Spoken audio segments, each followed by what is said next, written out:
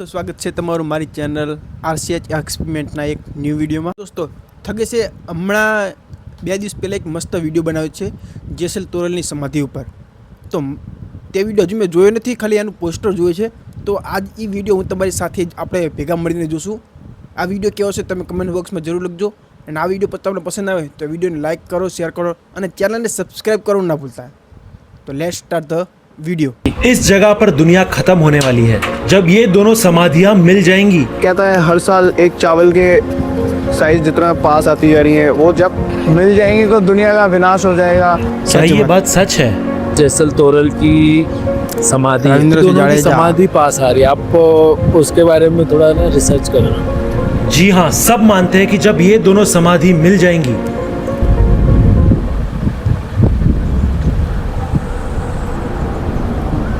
कहा जाता है कि एक टाइम ऐसा भी था जब इन दोनों समाधियों के बीच इतनी जगह थी जहाँ से 2 बैलगाड़ी निकल सके।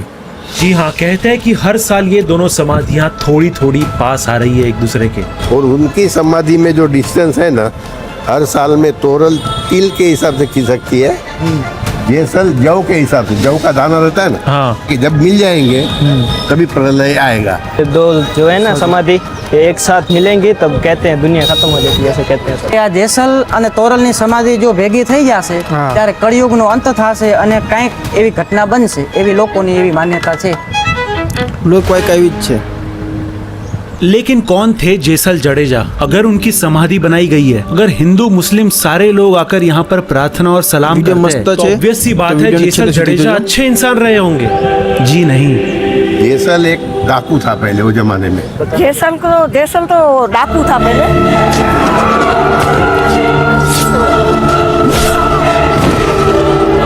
पूरा कच्छ जगनो उनके नाम चोर से रोजे ने खौफ फलमा खाता था। तो पूरे कच्छ में उन्हें कच्छ जो काड़ो नाग मतलब कच्छ का काला नाग कहा जाता था। उसको गुनाह की कोई ये ही नहीं थी, पूरा लूटता था सबको। बहुत मारते काटते थे, जो सामने आता है सीधा तलवार से उड़ाड़ी देते, डायरेक्ट उड़ा देते। નર નારી પક્ષી બધામાં જેસલ જાડેજાનો એક ડર હતો।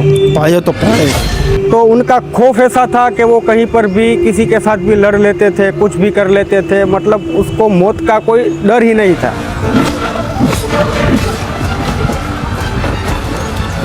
AI નો ઉપયોગ કર્યો મસ્ત। गाय को बछड़े को सबको मार डालता था वो, उसको गुनाह की कोई ये ही नहीं थी। થગેશ ભાઈ વિડીયો મસ્ત છે। सिर्फ इतना ही नहीं, जेसल जडेजा ने अपनी बहन और अपने भांजे को भी मार दिया। AI નો ઉપયોગ સારો કર્યો।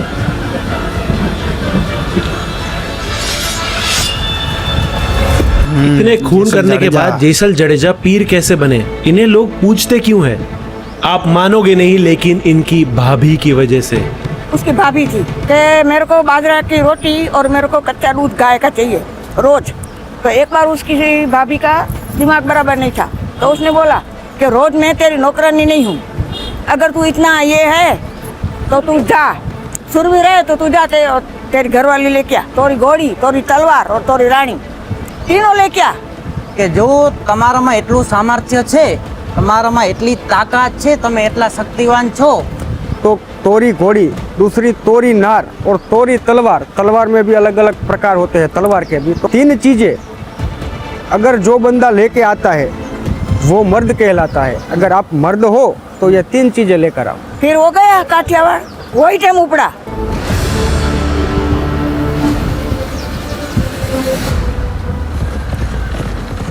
लेकिन काठियावाड़ की तरफ निकले जेसल जडेजा को भी ये चीज नहीं पता थी कि ये सफर उनकी जिंदगी हमेशा हमेशा के लिए बदल देगा।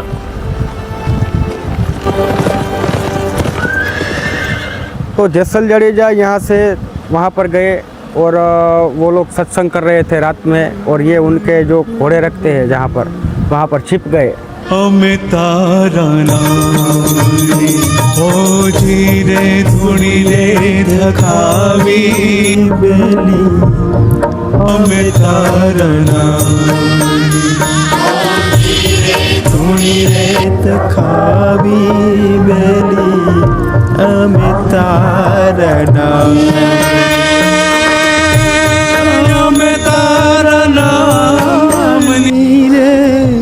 बाद में ये सत्संग खत्म हुआ, इन लोगों ने प्रसाद बांटा तो एक बंदे का प्रसाद बचा। तो तो बोले कोई मिसिंग है यहाँ पर जिसका प्रसाद बचा। तो एक चमत्कार था उसका, तो एक प्रसादी बच गई। तो उसने बोला कि जाओ तो 2-4 लोग देखो तो कौन है। तो वहाँ गया ना, तो लगा कि है तो नहीं कोई, तो घोड़ा कैसे भड़क रहा है। नया कोई आता है ना, जानवर को बहुत मालूम हो जाता है। हाँ, तो उसके अंधारे में खीला डाला हाथ में, समझ रहे हो ना, खीला। देखा कहीं पर क्या है, तो वो जहाँ पर घोड़े रखे हुए थे वहाँ पर गए, देखा तो घोड़ा जहाँ पर बंधा था वो खिला जो दरबा हुआ था वहाँ से खून के निशान थे। तो जैसल था ना, वो सोया था, तो भी उसने आवाज नहीं किया, खिला डाल दिया। जो तोरल थी वो शादीशुदा महिला थी। जैसल जडेजा बोले कि मैं आपकी बीवी को लेने के लिए आया हूँ, तो वो अपनी पत्नी को हंसते हंसते जैसल जडेजा को दे दिए।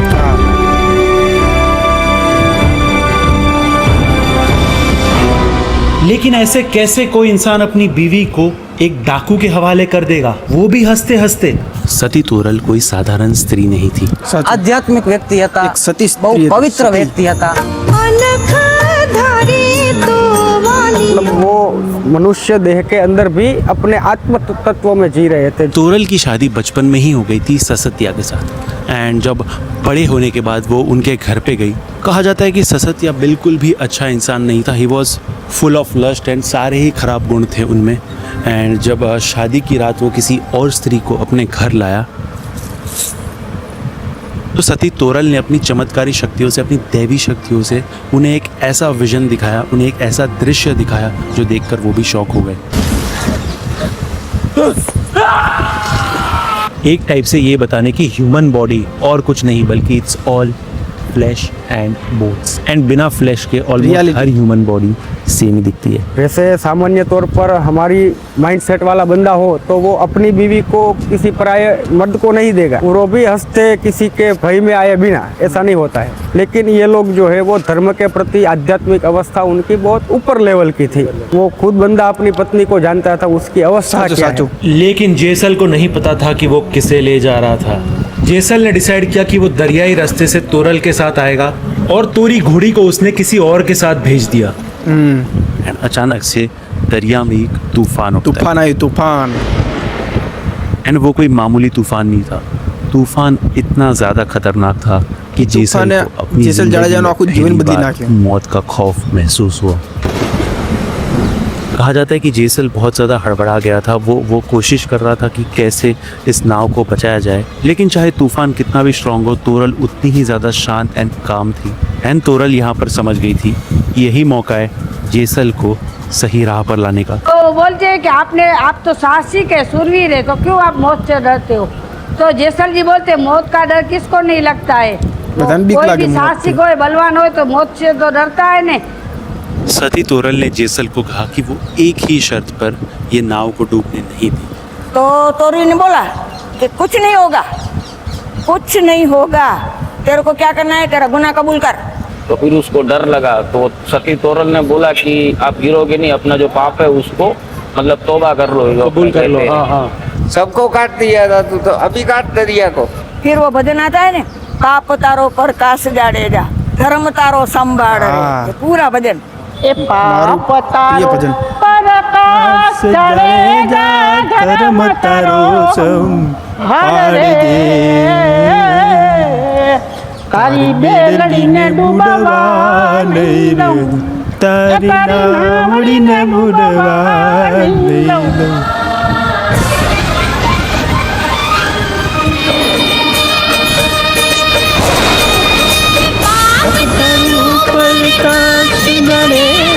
धर्म तारो संभाड़ रे,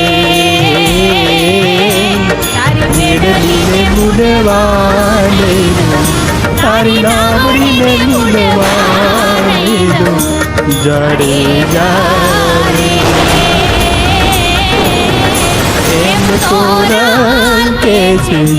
इनफैक्ट सिर्फ ह्यूमंस में नहीं बल्कि पशु पक्षियों में भी जेसल जडेजा का डर था। वरना मोरला मारा, कुंवारी जान लूटी, अबोल प्राणी ने रंजाड़ा। वो बहुत बारीक लोगों को, जानवर को मारता था। नर नारी पक्षी બધામાં જેસલ જાડેજાનો એક ડર હતો.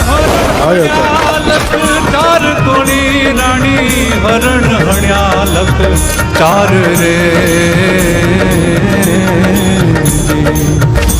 मैं तो वन लागे मोर मारिया मैं तो गोंद रेती को धन मारिया मैं तो गोंद रेती को धन मारिया तोड़ा दे रे बारात जाती थी तो वो भी लोग लूट लेता था, वो दुल्हन दुल्हन को सबको लूट लेता था. गुन्हे को उसको मालूम ही नहीं था कि गुन्हा क्या है. लूटी कुमारी जान तोड़ी रानी लूटी कुमारी जान रे मैं तो 27 मोड़ बंधा मारिया मैं तो 27 मोड़ बंधा मारिया तोड़ा दे. इनफैक्ट जेसल ने ये तक कहा कि एक आम इंसान के सर पे जितने बाल होते हैं उतने उसने गुनाह किए. इतना माथा ना वाड़ इतना मैं कुकर्म करा जे. फिर उसने बोला जितना सर का बाल है उतना कर्म मैंने किया है. बहुत बहुत पाप किया है बाप, जितना माथे का बाल है इतना बाल पाप किया है. जेटला मथे जा वाल तोड़ी रानी जेटला मथे जा वाल रे एवा जेटला तो करम में करजा जेटला तो करम में करजा बोला दे रे एम जेसल के जी बेटी दे पापी जाड़े दो के जी. जेसल जडेजा की आंखों के सामने उनकी पूरी जिंदगी आई. उन्होंने जितने पाप किए वो सारे आ गए. एंड जेसल ने उस नाव में अपनी ज़िंदगी में उसने जितने गुनाह किए, जितने उसने इंसानों को मारा था, उसने सारे अपने पाप गिने और उसका प्रायश्चित किया और रिग्रेट भी किया. एंड जैसे ही उन्होंने अपने पापों का प्रायश्चित किया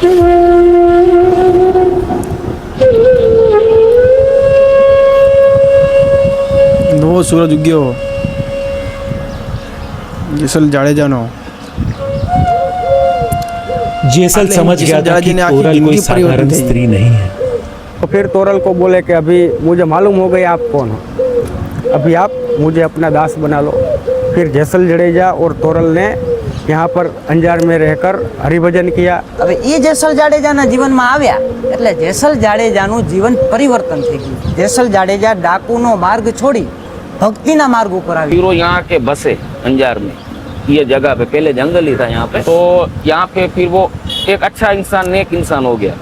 लेकिन अभी भी ये चीज क्लियर नहीं है कि जेसल जडेजा की पूजा क्यों की जाती है. वो पीर कैसे बने, एक खूंखार गुंडा एक नेक इंसान कैसे बना. कि जब जेसल जाडेजा अंजार में रह रहे थे और जेसल बाद में संत हो गया तो फिर लोग उसकी मजाक उड़ाते थे.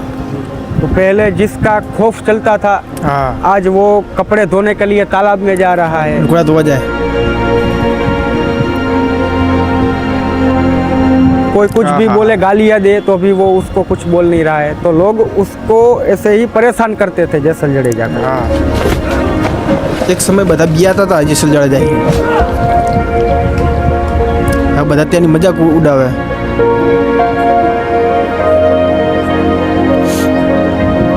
और एक दिन ऐसा हुआ कि साधु संत वगैरह यहाँ इनके यहाँ आए ठहरने के लिए. तो जेसल जी सधीर सेठ के पास गए. बोले आप मुझे थोड़ा किराना दीजिए उधार पे. सेठ बोले हम उधार का धंधा नहीं करते, संतों को भूखा नहीं रखना है, तो अपनी बीवी को बोलो रात को मेरे यहाँ आए तो मैं दूंगा आपको. तोरल बोले कोई बात नहीं, मैं जाऊँगी ना उसके यहाँ, आपको भी मालूम है मैं क्या हूँ, हमें क्या भाई है. सब संतों को प्रसाद वगैरह करवा कर रात को तोरल जी जो है वो सधीर सेठ के घर पर गए. और बोलते हैं कि सधीर सेठ जैसे ही उसके निकट जाने को हुआ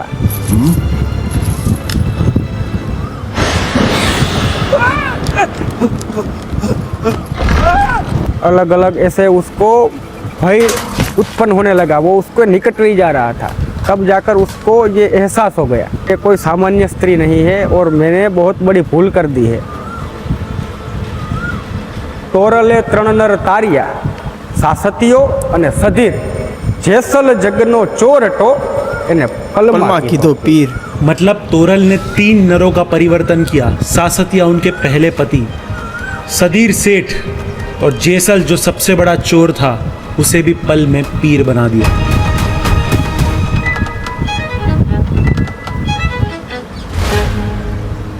लेकिन सबसे बड़ा सवाल जेसल और तोरल ने जिंदा समाधि क्यों ली? समाज जो है वो ऐसे ही किसी को महान नहीं बना देता है, वो पहले उसको हर एंगल से नाप लेता है। तो उन लोगों ने ब्लेम किया कि ये आप लोग पाखंड मचा रहे हो, अगर ऐसा ही आप सत्यवादी और सिद्ध पुरुष हो तो यहाँ पर अजयपाल देव का मठ है, तो वहाँ पर एक प्राचीन शिव मंदिर था, वहाँ पर एक नंदी की मूर्ति थी। बंदा बोला कि आप ऐसे सिद्ध पुरुष हो तो ये नंदी है ना, इसको ये घास खिला के देखो।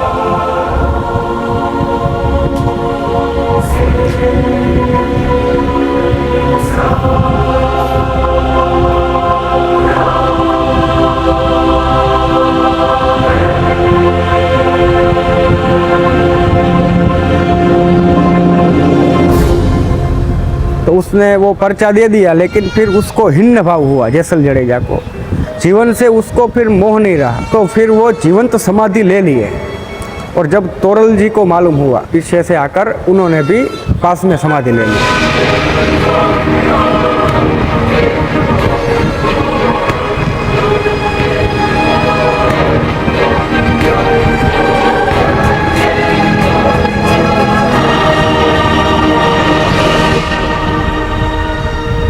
तो बाहर सधीर सेठ की समाधि है और उस पर लिखा हुआ है सधीर सेठ की समाधि। वहाँ पर लोग जूते उतारेंगे, उसके ऊपर पैर रखेंगे और तब जाकर वो जैसा उसको ऐसा पश्चाताप हुआ बाद में कि मैंने जो भूल की है उसका पश्चाताप ये तक है कि लोग अगर मेरे आपके पास आए तो मेरे ऊपर पैर रख कर आए। लेकिन क्या सच में ये दोनों समाधि पास आ रही है? बातों से देख रहा हूँ, मुझे कुछ डिस्टेंस तो समझ में नहीं आता है, लेकिन ऐसा लोक वायका है। हाँ, दर साल कहते हैं कल बराबर वो खिसकता है, बरोबर, खुदा जाने हकीकत। ये लोक वार्ता किसको बोलते हैं? हमने सुना है बाप दादाओं से इस तरीके। अभी ये मान्यता जो है वो अपनी श्रद्धा की बात होती है, अपने अपने धर्म के प्रति जो रुझान होता है हमारा, तो हर जगह ऐसे प्रख्यात स्थलों के साथ ऐसी मान्यताएं जुड़ती है, दंत कथाएं होती है, तो वो श्रद्धा का विषय है, वो उसको हम अलग दृष्टिकोण से देख सकते हैं। अब ये दोनों समाधि कलयुग के अंत में जुड़ेगी या उसके पहले, ये तो किसी को नहीं पता, लेकिन यहाँ के चमत्कार कम नहीं है। एक मूंगा था, उसका रात को बोल नहीं सकता था, जिंदगी में नहीं बोल सकता था, सोया था यहाँ पे आके, वो था बहुत पैसे वाला। उसको तोरी रानी वो जेसल सपने में आया और बोला कि मेरा यहाँ मंदिर बना, मैं गूंगा हूँ, कोई समझेगा कैसे? बोला ना तू बोल सकेगा और सबको बोलना। तो सुबह आ गई उसकी जबान, उसने सब लोगों को बुलाया और बोला कि यहाँ जेसल तोरण मंदिर बनाओ। इनफैक्ट गुजरात भूकंप में जब सब कुछ नष्ट हो गया था, जेसल तोरल की समाधि वैसी की वैसी थी। समाधि के आसपास जो इंटीरियर्स है वो बहुत अलग है, एंड ये समाधि के आसपास की सारी दीवारें गिर गई थी, सब कुछ गिर गया था, पर एक चीज़ थी जिसका बाल भी बाका नहीं हुआ, वो थी जेसल तोरल की समाधि। वो वैसी की वैसी ही थी। हम अक्सर जब प्यार की कहानियों की बात करते हैं, हम करते लैला मजनू की बात, हम करते हीर रांझा की बात, लेकिन ये कहानी कुछ अलग है।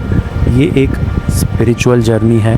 पति पत्नी नहीं है, सब मानता है पति पत्नी नहीं है। तोरल है ना, जेसल का गुरु है।